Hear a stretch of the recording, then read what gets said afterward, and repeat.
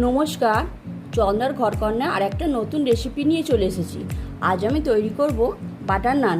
Butter নান তৈরি করার জন্য একটু নর্মাল টেম্পারেচারের দুধ, অল্প নুন দিলাম, এতে 1 চামচ ইস্ট দিলাম, অল্প সাদা তেল দিচ্ছি, দিয়ে মিশিয়ে নিতে হবে।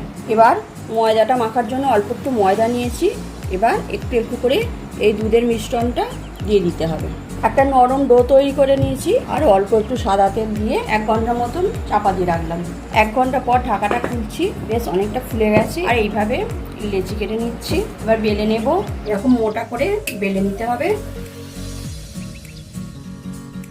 এরকম মোটা করে বেলে নিলাম, এরকম ভাবে সবগুলোই বেলে নেব। এবার একটা চাটু নিয়েছি, চাটুটা গরম হয়ে গেছে।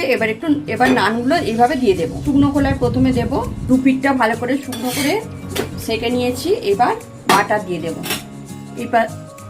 এই পাশে 1 চামচ দিয়ে দিলাম বাটার। এবার এই পিঠটাতেও দিয়ে দেবো অল্প করে বাটার।